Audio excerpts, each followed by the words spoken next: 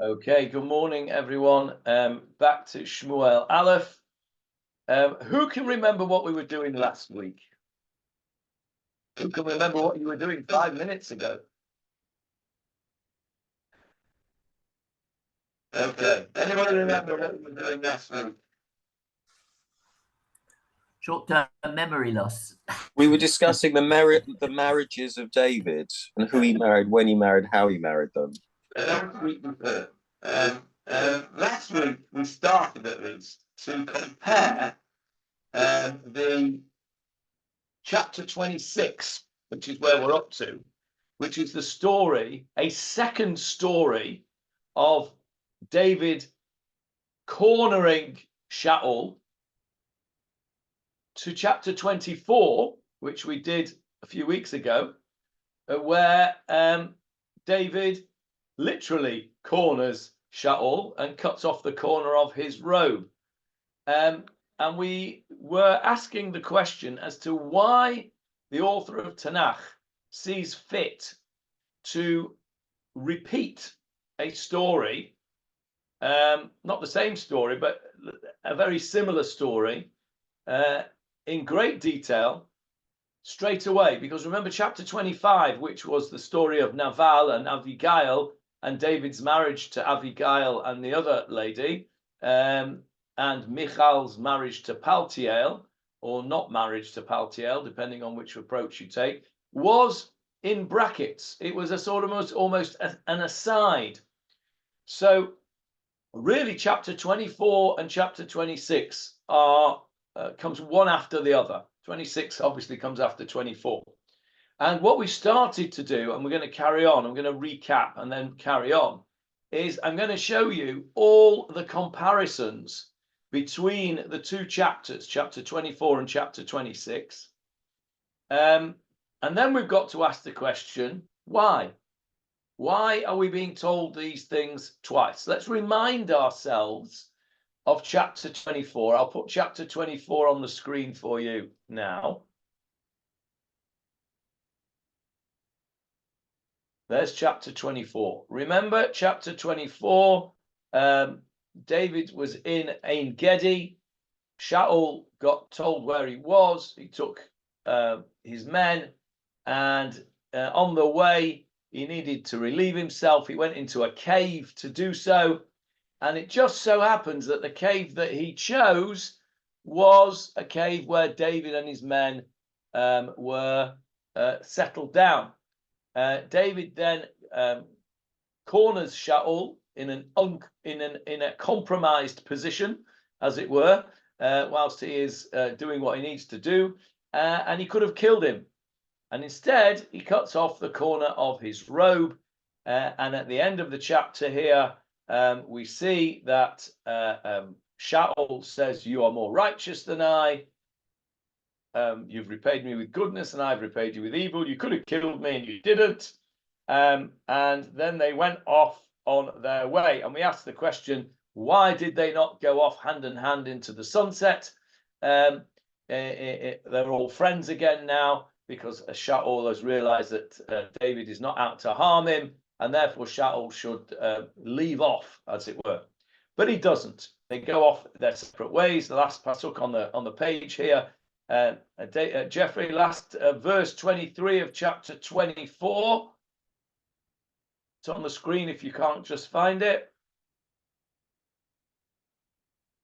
You're also muted, Jeffrey.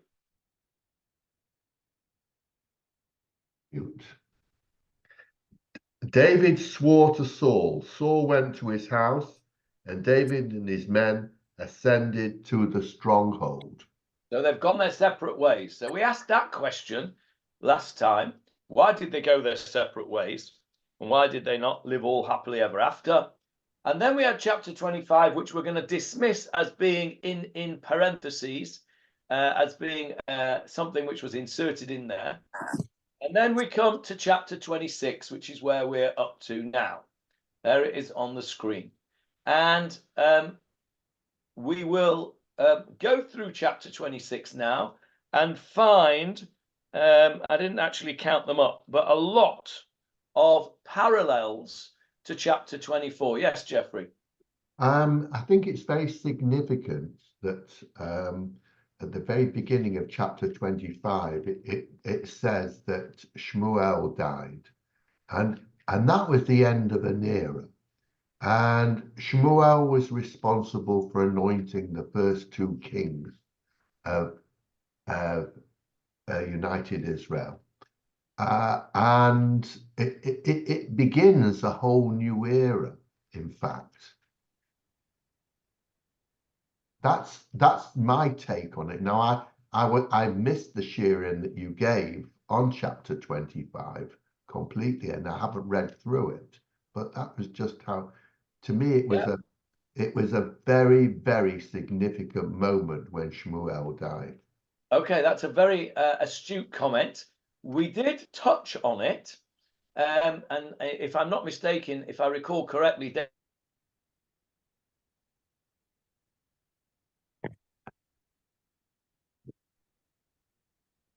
We've lost you. It's frozen.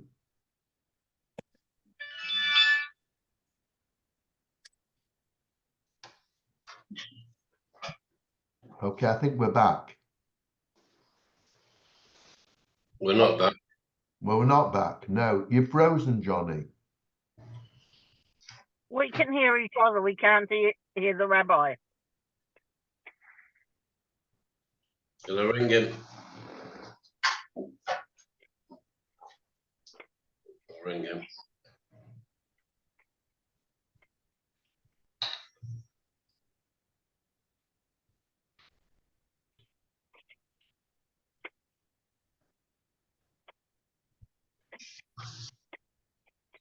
It came up on my screen that Barbara and Paul Westbrook are now the host. Yes. Very good to see you knitting, Barbara. Okay. He's trying to reconnect. He knows about it. yeah, my apologies. I'm back again. Okay. I've had this problem all week, actually, with the internet just temporarily dropping off for some reason. I was on a conference yesterday, not yesterday, on Friday, and it happened about 6 times. I just kept dropping off, and I don't know why the internet did. So if it drops off again, just hang on, and I'll get it back as soon as I can. Jeffrey, Israel doesn't take well to rain. could be. I hope it's only the rain, because otherwise I've got a problem with my internet. So Jeffrey points out the death of Shmuel, and we did touch on that. And if I remember rightly, David Marks pointed it out that Shmuel had a very big influence on David. And that's why it is mentioned at the beginning of this chapter. What's interesting about this chapter 25, Jeffrey, I know that you weren't with us because you were with your mum at that time. But what's interesting is that first pasuk of chapter 25, which I shall put on the screen for you now, which you can read for us if you would, chapter 25, verse 1. Samuel died, and all of Israel gathered and eulogized him, and they buried him at his home in Ramah. David arose and descended to the wilderness of Paran. Okay, and we spoke in some detail about the geography a few weeks ago when we were doing this. But what happens then in this chapter is that we have this completely standalone story of Naval from verse 2 onwards, which doesn't appear to be to do with anything. And all the commentators asked, why is that first pasuk of telling us of Shmuel's death, why is it here? And really, it belongs at the end of chapter 24. So you're right to point out that Shmuel has died. And one of the interesting things here is that the commentators all agree that Shmuel had a very, very significant influence on David's life. And he is no more at this point. He has died. And so therefore, David is now, as it were, without influence. There is nobody there who is influencing him. And my view, and I've not seen this written, but it's my view, and I wouldn't be surprised if the commentators say this. Maybe David's read it, but my view is that this next chapter 25 is put here to show us that the replacement for Shmuel's influence on David was Avigayil. Avigayil comes into the picture here and has a very, very significant influence on David. She calms him down. She stops him from flying off the handle with his red-headed temper and going to kill Naval. And we'll see later on, a few chapters on, she does it again. She calms him down and she stops him from doing bloodshed, which was unnecessary. So I think that one of the reasons that chapter 25 is inserted here and why Shmuel's death is the beginning of this chapter is to emphasize the importance of the influence of Avigayil on David.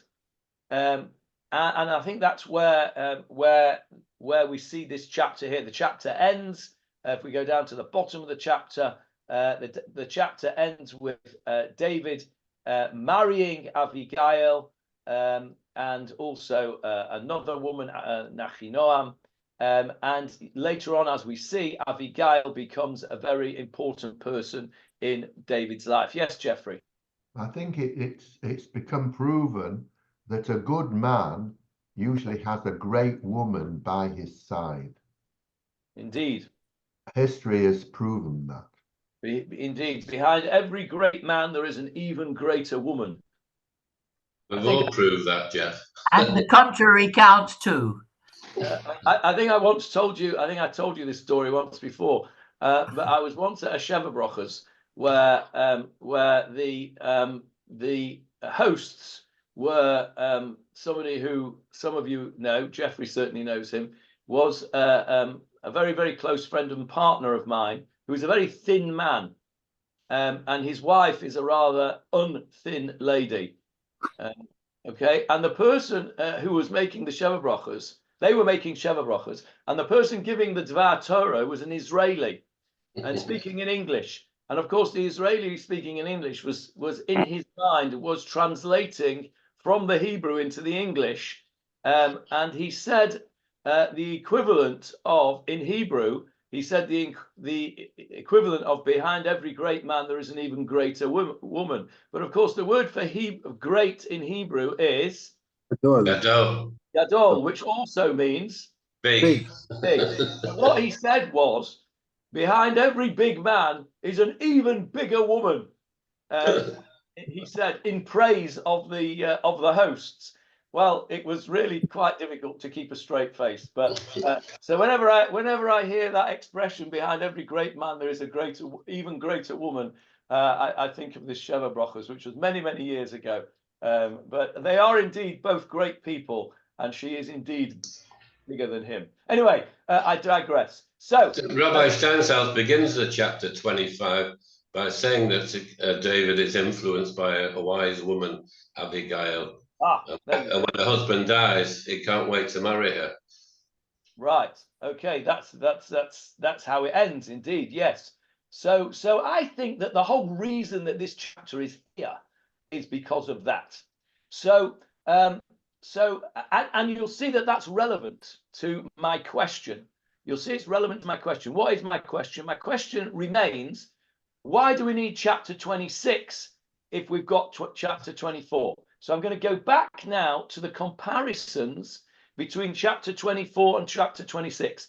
Pretend for the moment that chapter 25 isn't there, and we are just dealing chronologically with chapter 24 and chapter 26. Chapter 24, we've just seen, ends with David and Ssaul, if you like. They have made their peace. Ssaul understands that David does not mean him any harm because he could have killed him. David swears he won't harm when he becomes the king, and it's not 100% because they don't go off together. David goes back to his stronghold and Ssaul goes back to his home. Now let's look at chapter 26. Read chapter 26. What is the start of this? Johnny, the sound went very funny, and I missed your last sentence completely. Well, no, chapter 26 now. Please start reading from the text. There's like an echo which is cancelling out. This is coming through to me. I don't know whether the other people are. No, we can't hear you, Johnny, properly. It's as Jeffrey said, it's echoing. Okay. What should we do? That's better. That's better now. Okay, now can you hear me now? Yeah. Okay. I didn't do anything, but anyway, it just corrected itself. All right. So chapter 26, Jeffrey, the first pasuk, please. Okay. The Ziphites came to Shaul at Gibeah, saying, "Is David not hiding himself in Hachilah hill, which faces Jeshimon?" So Saul arose and went down to the wilderness of Ziph with 3,000 choice men of Israel to search for David in the wilderness of Ziph. Okay, stop there, Jeff. Stop there. What I want you to do is put your finger in chapter 24 as well, because you're going to be flipping back from 24 to 26. Okay? So that Jeffrey has just read the first 2 verses of chapter 26. This is what we did last week. Now look at the first 2 psukim, or the first 3 psukim of chapter 24, please. David ascended from there and dwelt in the strongholds of En-Gedi. When Shaul returned from chasing after the Philistines, people told him, saying, "Behold, David is in the wilderness of En-Gedi." So Tor took 3,000 chosen men from all of Israel and went to seek David and his men over the rocks of the wild goats. Stop there. So that's, if I just flick it back and forth on the screen, you can see and you can hear from what Jeffrey's read out that is exactly the same. They both chapters start with Shaul being told by somebody that David is hiding in a certain place. He then decides to go and seek him out, and he takes 3,000 chosen men. Remember last week we spoke about this word here, bechurei, from the word bachur, chosen. Okay, and we commented that is in the bracha asher bachar banu. It's the same word, and there it is. That's in chapter 26, and there it is in chapter 24. Where are we? In chapter 24. There we go. Same word. It's the same 3,000 men. The same 3,000 chosen men. Exactly the same story. So there's the first 2 comparisons. And that was what we did last time. Now we're going to see a whole bunch more comparisons. Okay, so let's have a look at chapter 26, which is what we're on. Carry on reading for us, Jeffrey. In chapter 23, Johnny, pasuk 19 is the same as well. Chapter 23, pasuk 19, isn't that not the same? Chapter 23, pasuk 19. Let's have a look. Yes, that's the beginning of it, correct? And it's the same place, isn't it? Givat ha'achila. Yeah. Yes, it is. I'm only quoting Rabbi Steinsaltz, by the way. Yeah, it's a say that. So it's again the end of chapter 23. There is the beginning intro to chapter 24. So it's the same story, and you're right, it's the same wording. Let's carry on. Yes, Peter. Johnny, can you read the Hebrew as well, just so we can you read the Hebrew as well as the English? Sure. Yeah, will do. Jeffrey, we're on chapter 26 now, verse 3, 4, and 5, please. Okay. Saul encamped at Hachilah hill, which faces Jeshimon beside the road. David was staying in the wilderness, and he saw that Saul was coming after him towards the wilderness. David sent out scouts and ascertained that Saul was definitely coming. David then arose and came to the place where Saul was encamped. David saw the place where Saul and Abner, the commander of the army, lay. Saul lay within the circle with the people encamped all around him. Okay, stop there. So the important part here, which I'll read in the Hebrew, is Can I verse. ask a question, Johnny? Just 1 second, please. One I sec, just one saw. second, Philip. 1 second, Philip. Let me just Okay.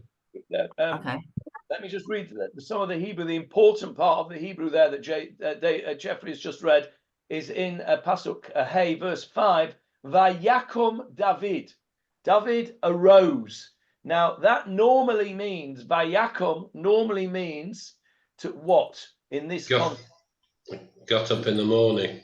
No, that's Vayashkem you're thinking of. Okay. Early in the morning. Vayakum usually means what? Stood upright.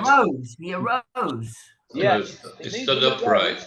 It means he arose, but it usually means in this context he arose in order to attack, in order to challenge. Okay, that's what it means. And if you, I'll come back to you in a sec, Philip. I haven't forgotten you. Let's just have a look. Let's just have a look at chapter 24, verse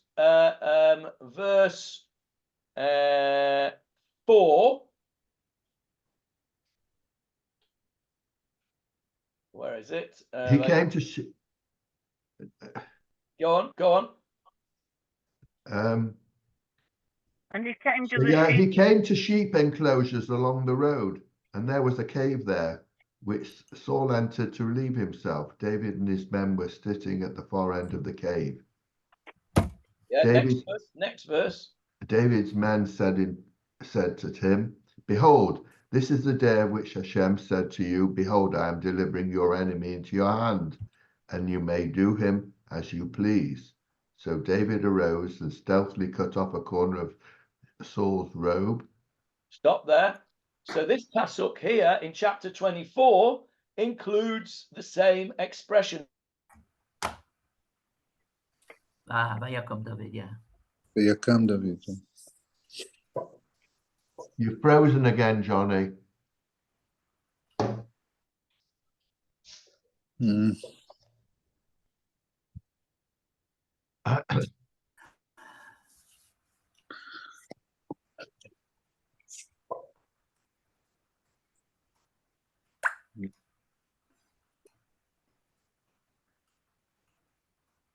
Is anyone sending Johnny a message to say that he's frozen? Bring him back again, Jeffrey.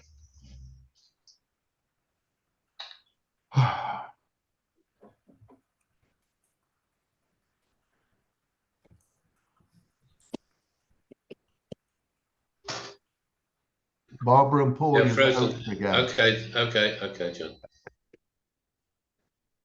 He's aware of it. We're very hospitable there, Jeffrey. I know.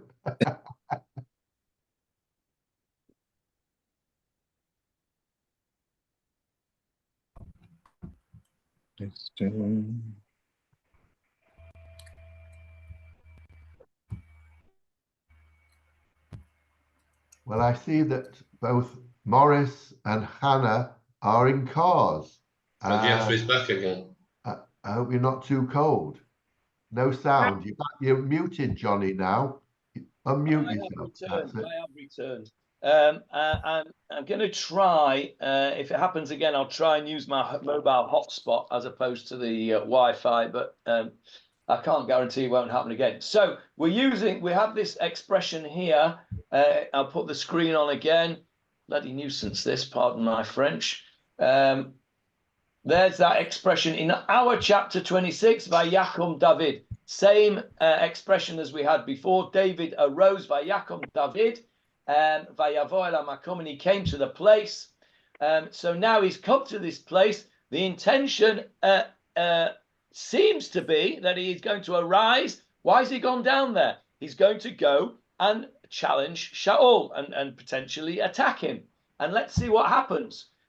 He comes to the place, Vayakom Vayavo el hamakom. He comes to the place, Asher Chana Sham Ssaul, where Ssaul is camping. Vayah David et hamakom, and he saw the place, and this is the important part here. Asher Shachav Sham Ssaul, where Ssaul was lying. Okay, he was lying, meaning he was asleep. Now, the comparison with chapter 24 in chapter 24, what was Shaul doing? He was relieving himself in the cave. Here, he's asleep. Both of those positions are positions of vulnerability. Weakness. Yeah. Vulnerability. That's right. Yeah. So there's the next comparison. They're both in vulnerable positions. On this occasion, we are told that Avner, who we will see many, many times coming up in the future in Tanakh, Avner ben Ner, he was the chief of staff of Shaul, and he was with him.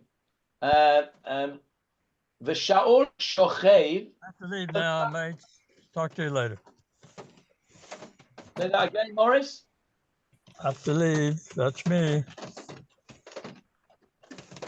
Sorry, I didn't hear you. He has to leave. Oh, he has to leave. Right. Okay. So, Shaul shochev b'ma'agal. Can you see that? B'ma'agal. What does that mean? Ma'agal. In a circle. In a circle. Who do we know? A famous person who was called Hama'agal. Choni Hama'agal. Choni, the Rainmaker. the mathematician. Choni Hama'agal. Choni Hama'agal. Yes, Choni Hama'agal. Choni the circle maker is a famous person in the Gemara. Anybody read my article in the Jerusalem Post last week? I mentioned him, Choni Hama'agal. He was the guy that met this person, this old man, planting a carob tree. And he said to him, "Oh, well, what are you doing that for? You never lived to see the fruits." And he said, "Well, I was born into a place where there were carob trees for me, so I'm planting them for the next generations." What I didn't write in the article, because it wasn't relevant and there wasn't space, was the Gemara goes on to tell us that Choni then fell asleep for 70 years. This is the origin, of course, of Rip Van Winkle. The Choni Hama'agal fell asleep for 70 years, and he woke up and he saw this person eating carob fruit from this tree. And he said, "Did you plant this tree?" And he said, "No, my grandfather planted this tree." And then he realized that he had been asleep for 70 years, and he goes to the base of the Medrash and he sees that what's going on, and he gets all very upset. Anyway, that's the Choni Hama'agal. Anyway, Choni Hama'agal, he's most famous for. Why is he called Choni Hama'agal? Why is he called the circle maker? Anybody know? Well, I think that where he wrote his equations were in circles. No. I think we all ought to know why Choni Hama'agal is called Hama'agal, because if you look outside, you could be excused for thinking that he has been around here recently. What am The roundabouts. David Marks, come on, tell us, what am I talking about? Read my obscure mind. The rain. The roundabouts. Rain. Isn't there a story in the Gemara that there was a drought and nobody could bring rain, and they went to Choni Hama'agal because he was the only one who could bring rain? Yes, he was a very holy man, and there was a drought in Eretz Israel, and they went to Choni Hama'agal, and Choni Hama'agal said to God, "Bring rain," and he didn't bring any rain.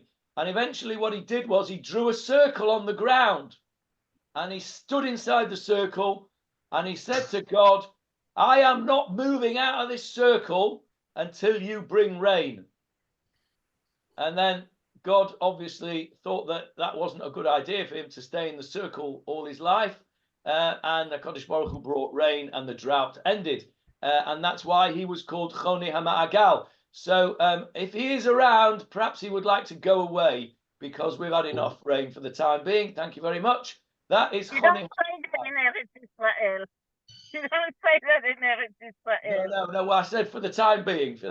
Give us a break at least. Yes, Philip. Johnny, I want to go back to the text, to the Hebrew text, because when Jeff read it, he omitted Avner, the son of Ner. Yeah. He didn't say the son of Ner. So I was wondering, is it possible that in some texts that it's only Avner, that the name Avner appears? You know, Jeffrey, what does it say in verse 5 in your book? It says Saul was encamped. David saw the place where Saul and Abner, the commander of his army, lay. That's Not the son of Ner, not the son of No, Ner. That's doesn't very say it. interesting. Well done, Philip. Well spotted. I never spotted that. That's just a mistranslation of by Art Scroll because it's very clearly Avner. No, they just omit his father's name. That's all. Yeah, Maybe when you have a moment, write them a letter and tell them that. Well spotted. Well spotted that, Philip. Well spotted. So, Shaul shochev b'ma'agal. Shochev, Shaul was lying b'ma'agal. Now, it's translated on the screen here as a barricade. That's wrong. Yeah, also. And we've already just said that it was a circle. What does it say in yours, Jeffrey? How was he lying? Saul lay within the circle with the people encamped all around him. Okay, so what the translation on the screen has done has understood that this is he was sleeping in the middle, and all his people were sleeping around him in a circle. Number 2. Echoing again, Johnny. No, it's gone. No. In the first case, he's in the cave by himself and he's vulnerable. But in the second case, where he's asleep in the circle, he's ostensibly protected by all his men. Okay. He's got human shields. Yes, hold that thought there. Can you hear me now, or am I echoing? No, you're okay. It's okay. It's translated on the screen as barricade, okay? And the reason it's translated as barricade is not because ma'agal means a barricade. It does not. It means a circle. But they were all sleeping around him, forming exactly what Philip has said, a human shield. They were forming a barricade of human beings around their leader. What I'm going to try and show you is a picture of that in the Koren book. Can you see that there? No. No. No. Sort of. Okay. A bit. Don't forget, you're only a little picture with the text on the screen. Okay, so I'll take a picture of it and send it on one of the groups. But basically, it was a human shield, b'ma'agal, in a circle. Now, as Hannah has pointed out there is a difference there between chapter 24 and chapter 26, because chapter 24, Shaul has gone in the cave to relieve himself, and presumably he went in there on his own, and the men were waiting outside. So here is something slightly different. Here, David has gone into a place where Shaul is very well protected. Now, let's carry on. Verse 6, Jeffrey, please, in chapter 26. David spoke up and said to Ahimelech the Hittite and Abishai, son of Zeruiah, Joab's brother, saying, "Who will go down with me to Saul to the camp?" And Abishai said, "I will go down with you." Stop there. Okay, so there's two people here. Ahimelech Hachiti. Ahimelech is not a Jew, he's a Hittite. What's he doing there with David? He was a scout, like the Bedouins. He was a scout for David's forces, just like the Bedouins do it today for us. We also in the Israeli army there are quite a lot of non-Jews. Okay, so he was actually he was a mercenary. He was a mercenary. Not necessarily a mercenary. But he was, according to the Foshim, he was a mercenary. Now, what's interesting is that he does not agree to go down with him. When David said, "Who will go down with me?" Mi yered iti el Shaul el hamachaneh. The intention, or at least it was implied, that David is going to fight Shaul. And that's what this is all about. Shaul's come there specifically to kill David. So David is going to do a preemptive attack. He's going to do a preemptive attack, and he's asking who is coming with him. Now he's asking these people because they are. I mean, if you're the leader, you don't ask your troops. I'm thinking about having a battle in Gaza. Who would like to go on this battle? No, if you're the commander of the troops, you say, right, we're off. So why is he asking whether these people should go? Because these were not. These were people who were not necessarily directly under his command.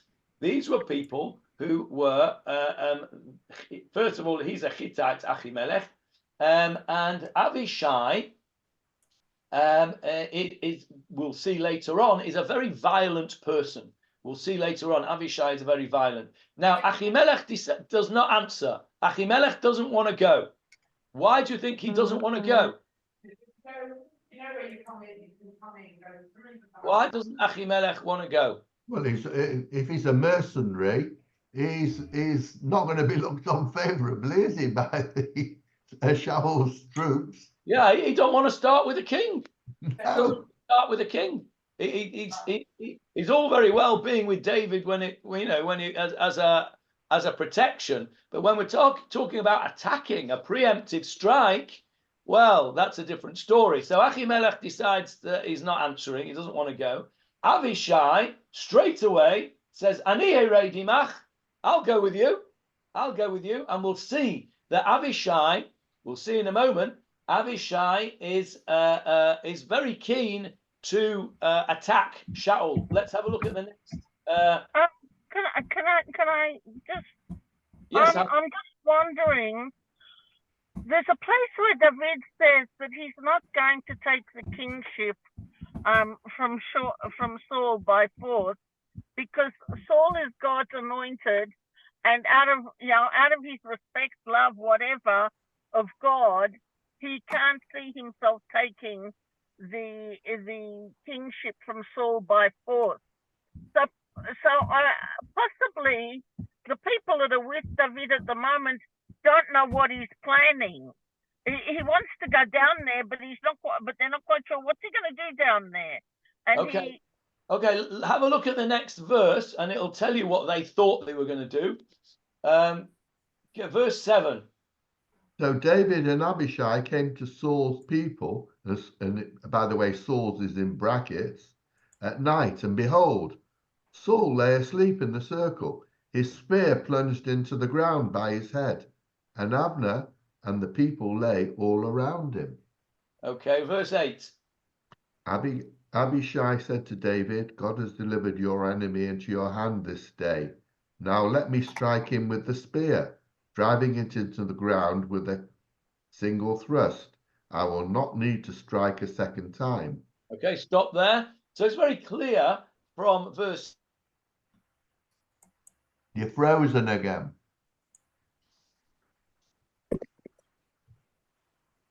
You're frozen, Johnny. Yeah, he knows, I think. it's clear what Avishai wants to do. Not exactly.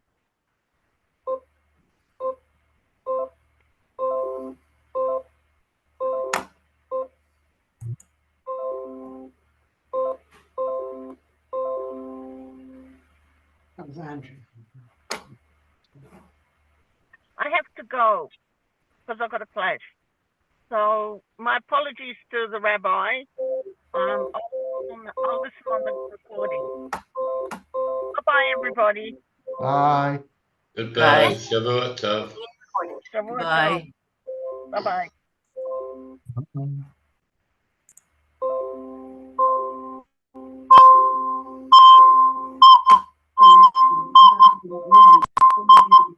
Philip, you're on twice. Yeah, someone is causing a lot of interference, and there's an awful sound.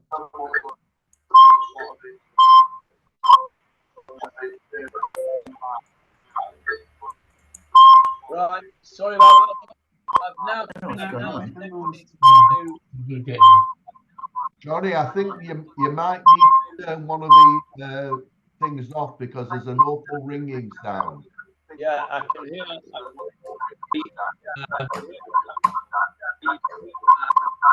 I can hear a very bad echo. Let's see if I can. Better. That's better. Good. Okay, it was actually Philip's. I muted Philip and then it went away. So I think it must have been something up Philip's. And anyway, sorry about that. I've now connected to my hotspot, so hopefully it won't drop again. Let's see. What I was saying was that Avishai clearly had the intention of killing Shaul. It says so there on verse 8. And we were looking at this word here, Sigar Elohim Hayom. Let me put the screen back on again. Sigar Elohim Hayom et oyivcha biyadecha. God has literally delivered your enemy into your hand. What's the root of that word, sigar? Sagur.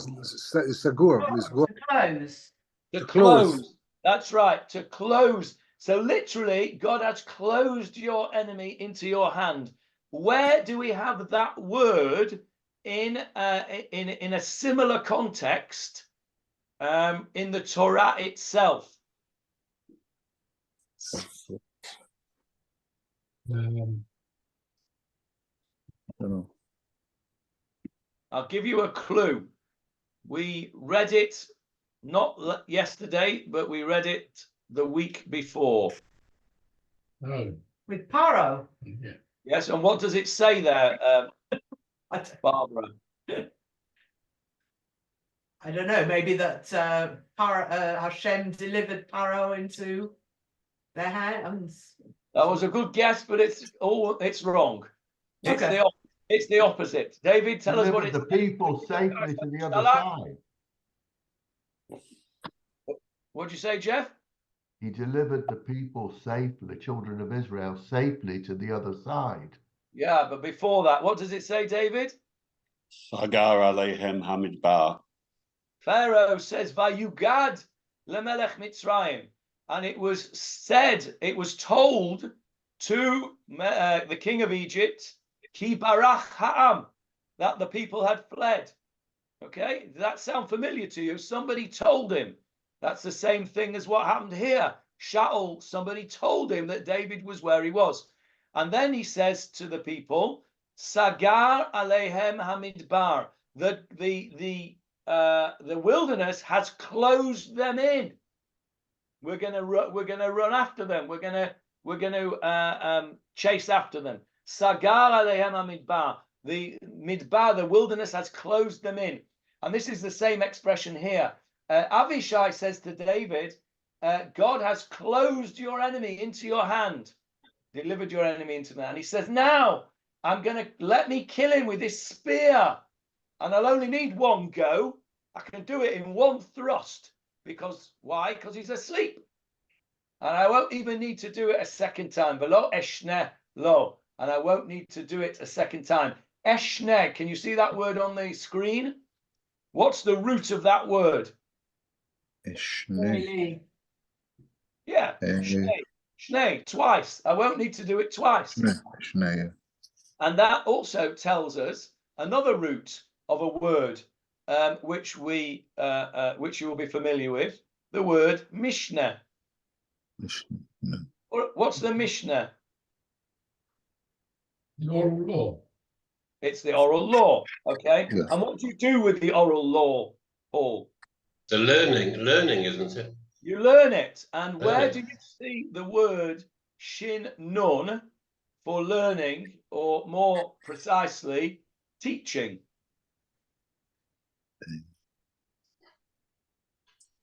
You've all said it this morning.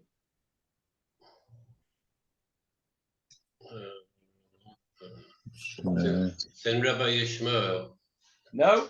No, it's usually the right answer. Much more fundamental than that. Amave Sheino Meya Fapoi in the brachas. No, that's That's what? That's sleep. Go on, Peter. Shinantam. Yes, Vashinantam. Oh, You've all said it in the Shema this morning. yeah. What does that mean? Vashinantam levanecha. Teach it to your children. Teach it to your children. What's the connection between teaching, i.e. Vashinantam, and Mishnah, and the word Sheni? Two. All about repetition, doing it again and again. All about repetition. How do you teach something to somebody? You go over it and over it and over it again until the person understands it or learns it. So the word for learning in Hebrew here, not lilmod, that's a different word. Vashinantam levanecha means you shall. It doesn't literally mean you shall teach it to your children. That's what it's understood to mean. What does it literally mean? You shall repeat it to your children. Vashinantam levanecha. If you were doing a literal translation, you would write, and you shall repeat it to your children. So that's on our screen here. I shall not repeat this to him. That's a good translation. So I just wanted to point out the connection between Vashinantam and the word Sheni. That's just a by the way. So Avner here is very keen to get stuck in here, and he said, Avishai. Oh, beg your pardon, Abishai. Yes, Abishai. But why does he want to kill him? David never mentioned about killing him. It just did it? He didn't mention anything about going to kill him.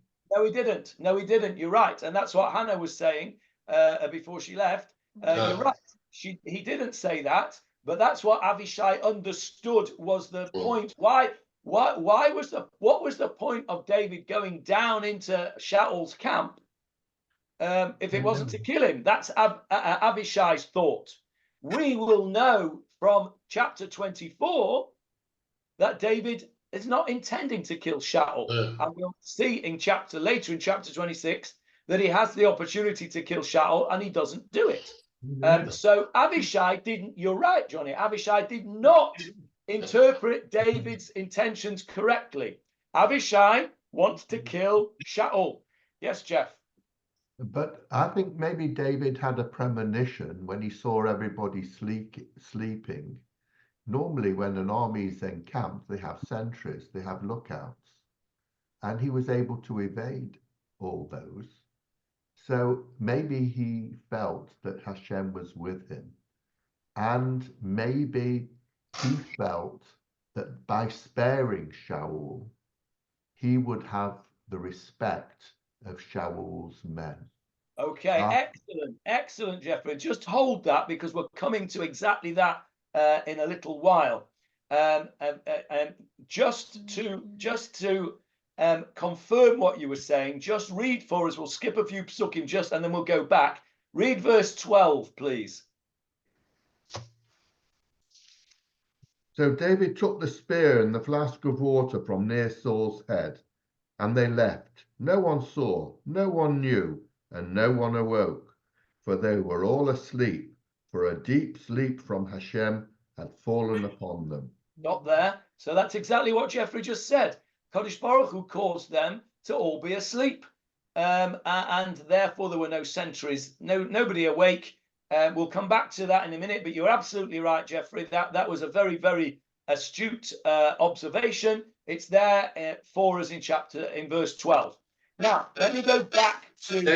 Johnny, in that Pasuk 12, Rabbi Shansel starts off, it says David, and he comments, who perhaps regretted giving the order to Abishai to kill Saul. He regretted the order. From David to Abishai, which we'll see in verse 9. So I don't quite understand that. We'll come back to it when we get to verse 12 in detail. Okay. So right in verse 8, we've got another one of our comparisons to chapter 24. This is chapter 26. Avishai says, God has delivered your enemy into your hand. That's what Avishai says. Look at chapter 24. Chapter 24. Verse 5.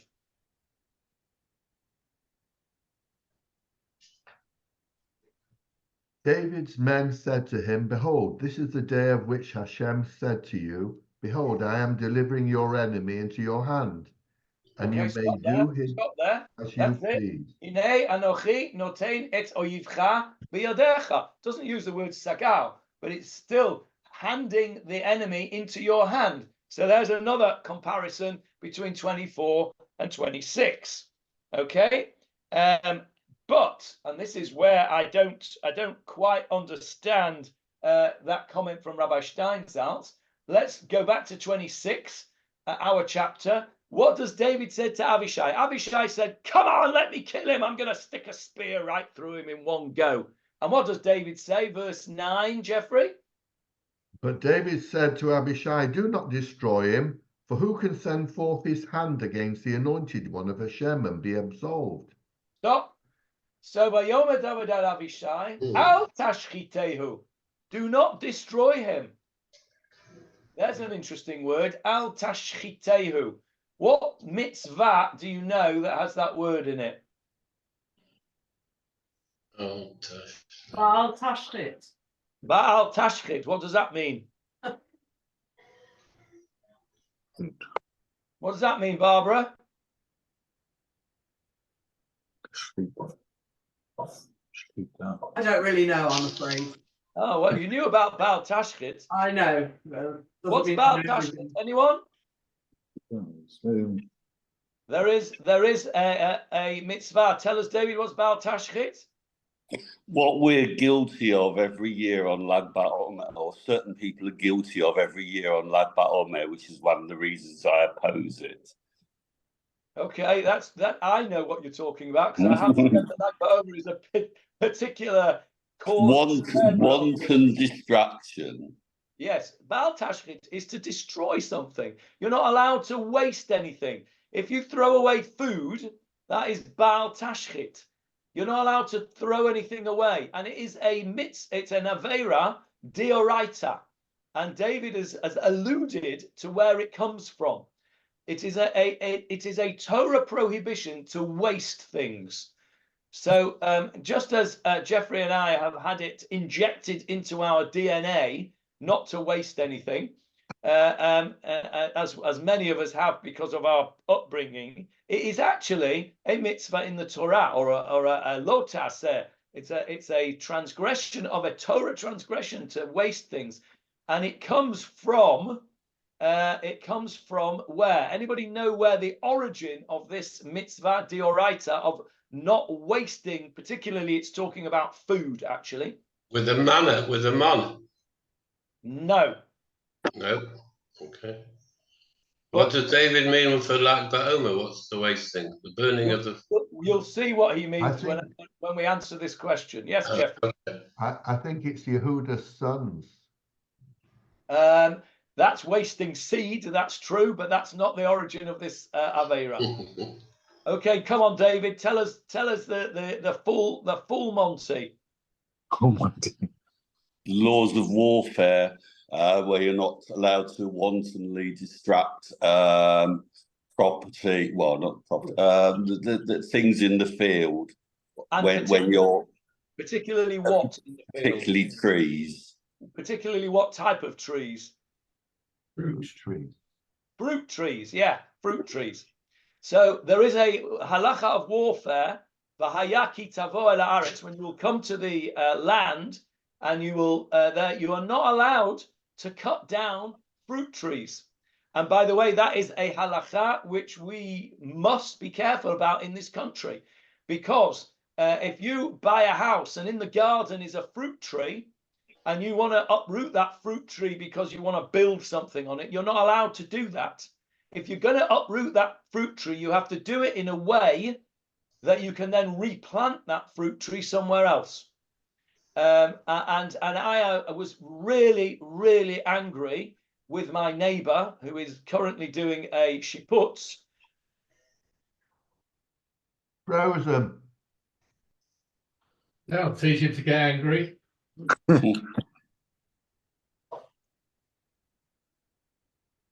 Pillar of salt. Doesn't want him to say Lashon Hara about his neighbour.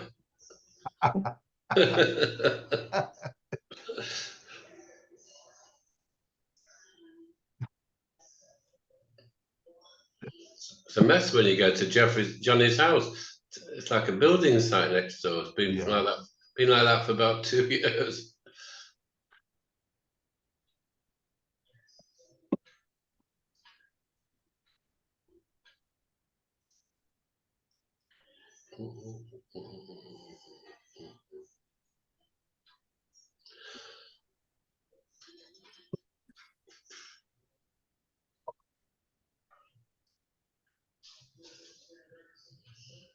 Hello?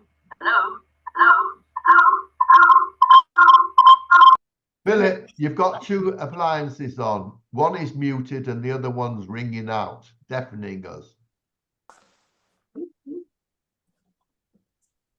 Right, you're back, Johnny. Yeah, I don't know how much of you heard. We were talking about the prohibition to cut down a fruit tree, which is very important in this country. My neighbor, I was very angry with my neighbor, who is doing a big shiputz, and outside his area is my garden. A little bit of outside his front wall is my front garden, a bit of my front garden, and where we had a fruit tree, we had a kumquat tree. And I told him when he fenced it all off to do his massive shibutz, I said, you cannot uproot this tree. Do not destroy this tree. And he didn't listen to me. And his workers destroyed the tree. And we no longer have that tree. Obviously, he will replace the tree in due course, but that isn't the point. That is he has been over on my tree, the mitzvah or the aveira deoraita, the lav, the prohibition of cutting down a fruit tree. From the prohibition of cutting down a fruit tree, the rabbis then extend that to the wastage of any food. So that is what is called Baal Tashchit. Tashchit means to destroy. Shchita with a taf and not a tet is destruction. Shchit is to destroy. And if I just put the screen back on just for a moment before we end, David says to Avishai, do not destroy him. Al tashchitehu. Do not destroy him. It's the same word. Barbara had correctly remembered the mitzvah of Baal Tashchit. And now you know what it is. It is the prohibition against wastage, particularly of food, and of not just food, but as David pointed out, of any natural resources, trees particularly, because that's where the origin comes from.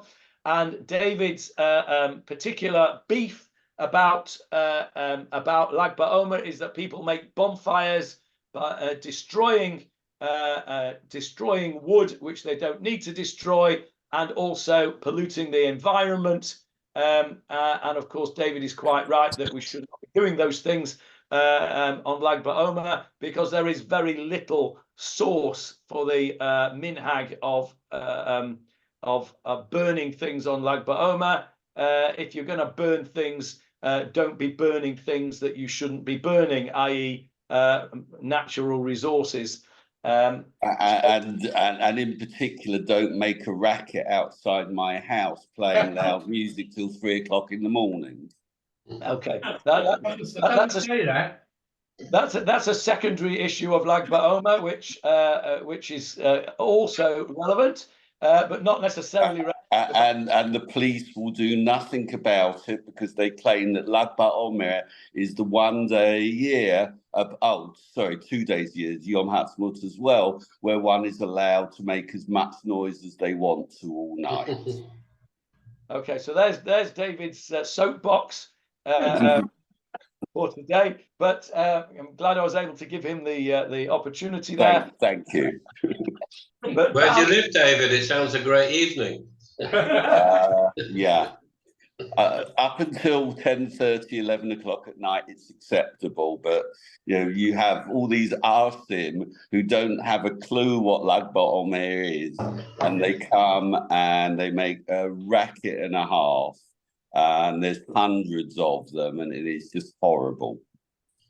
Okay, so next Lag BaOmer, I am here officially inviting David Marks to my house for Lag BaOmer, so he doesn't have to listen to that racket all night. As long as I can sleep there as well, Johnny. The greatest of pleasure. Okay, so Baal Tashchit, that's Baal Tashchit. It comes from the prohibition of cutting down a fruit tree when you go to war. You're not even allowed to cut a fruit tree down of your enemy when you go to war. Presumably, if it is a question of a pikuach nefesh, then it goes to the side, like all mitzvot. But generally speaking, you cannot cut down a fruit tree. You certainly can't cut down your own fruit tree or anybody else's fruit tree. And it's extended to the Avera of Baal Tashchit, and that is the origin, the root of this word here. We'll have to stop there because we're out of time. But David says to Abishai right from the beginning, do not destroy him. That is not my intention. So I need to think, and I've got the Steinsaltz, so I'll look it up myself. I don't understand why Rav Steinsaltz is saying that there was an order from David to kill, to Abishai to kill Shaul. I don't see that, but we'll have a look at that next time, please God. What have we done today? Not very much in terms of numbers of psukim, but we have had an interesting discussion about Baal Tashchit and Lag BaOmer. We have seen various words, sagar, closing up, and we've seen a few more comparisons between chapter 24 and chapter 26. The more comparisons there are, the greater the question is, why do we need chapter 26 at all? And we'll have to answer that when we get to the end of chapter 26. And we will do that, please God. Next week, we will continue and see the various further comparisons, and maybe we'll get to the point where we can discuss why we need chapter 26 at all. It's a redundancy that all the Mefarshim ask about, and we have various different answers to the questions. Any questions on today's shiur? Is it possible that the author of Shmuel Aleph didn't know which version of the story to use, so he put them both in there just to be on the safe side? Possibly. Let's answer that question when we have heard the whole chapter 26. It's definitely a possibility that there was one of the things that I've read is that, and this is not a Jewish thought, by the way, and that is that there were more than one author of Shmuel Aleph. And one author put in chapter 24 and one author put in chapter 26, and that's why it's in both times. We will dismiss that answer as being un-Jewish. It's not un-Jewish, Johnny. It's acceptable in Jewish scholarly circles that many of the book, particularly Shmuel, there was a prophetic school, and it was the school of Shmuel and his students who put these stories together. Okay, yeah, okay. Accepted. Well, it's controversial as far as Art Scroll is concerned and the reading of the Gemara, but amongst Orthodox Jewish scholars, Rabbi Bazak, who you quote quite often, will make this case as well. Interesting. Okay, we'll come back to that in due course. But that was a good observation, Michael. So yeah, any other comments before we finish? Just a question. Why does he use the word lahashchit and not laharog? Why is it so strong? Good question. And I think the important thing here is that by killing Ssaul, he's not just killing Ssaul, what's he doing? He's destroying Shaul's legacy, not legacy, Shaul's kingdom. Who takes over from the king is the king's son. Okay, but once you've killed the king and you've taken over, that's that dynasty. That's the word I was looking for. He's destroying the dynasty of Shaul. It's more than just killing Shaul here, and I think that's a very astute observation that he uses this very strong word of destruction. And I think it's because he's destroying not just Shaul, but everything that's coming. That always is the case when you kill a person. But here we're talking specifically about a kingdom, a dynasty. And I think that's the reason that the word is so, that strong word is used. But it's a very good observation. It is very astute because lahashchit, as we've just learned, is to do with distraction of property. Yeah. And it's a very negative word. Lahashchit is a very negative word. So it's a very astute observation. Very good. Any other comments? Yes, Jeffrey. It seems to me that the country was divided. There was a group of people who were following Shaul, and there was a group of people who were following David. And this was a way of David demonstrating to all the people that he wasn't going to kill the anointed. And when the time comes, he would have been a suitable candidate to take over. Okay, well, that is true. All of that is true. David will say very clearly, I'm not going to kill the anointed of the Lord. But he also says, which is right, he says, if he is to be killed, I shall leave the killing to God. Now, that tells us something about chapter 25, doesn't it? Why chapter 25 has been put in there, which is what I said right at the beginning. What was it that Avigayil persuaded David not to do? Was to kill Nabal. And what happened in the end? Nabal was killed by God.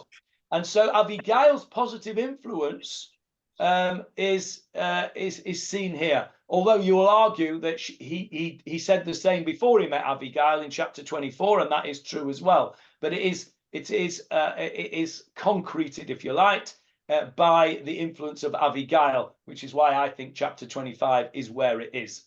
Okay, time to go because yes, David. Sorry, one more thing, picking up Barbara's point there. If you look in Judges, Shoftim, chapter 20, verse 21. Chapter 20. Shoftim. 21. Okay, there it is on the screen. Oh, yes. Vayashchitu b'Yisrael. This is the tragic civil war over the Pelegish Begivah. So, could we take the parallels from there, talking about one civil war, and here, which is likely to lead to another civil war by destroying Ssaul at this point? Hello. Hence using the word lahaschit. Let's have a look at that pasuk. Vayetzu bnei Binyamin min hagivah, and the children of Binyamin came out of Givah. Vayashchitu b'Yisrael, and they destroyed the Israelites. Vayomu, on that day, Shnayim v'esrim elef, 22,000 men were cut down to the ground, and that's that destruction. And as David points out, this was a civil war. This was a civil war. Hello, you just telephoned me. Sorry. Okay. No, Johnny's on the phone and he's not muted himself. I've muted him. This was a civil war between Binyamin and the rest of Bnei Israel. And of course, civil war is just about the worst thing that we can possibly ever have. And it causes destruction, that word vayashchitu. Well spotted there, David. Excellent. I think that's right. Because modern parallels. Yeah, modern parallels as well. Parallels to our chapter here. Don't destroy, don't cause civil war, because if you start with Ssaul and kill Ssaul, that will be a civil war and that will be a destruction. And of course, what were we looking at before October the 7th was a terrible situation in this country where there was literally the risk of civil war and destruction. Very, very well spotted there, David. Thank you for bringing that up right at the end. I'm glad that we carried on a little bit longer to get that. Anybody else got any insights before we go? Okay, that was a very full share. I'm sorry about the interruptions. I don't know why, but that's the way it's been for the last week or so with my wretched internet. I'll try and fix it before tomorrow night, I mean, but I can't promise. Okay. Shavua Tov, everyone. Thank you, Johnny. Shavua Tov. Shavua Tov. Shavua Tov.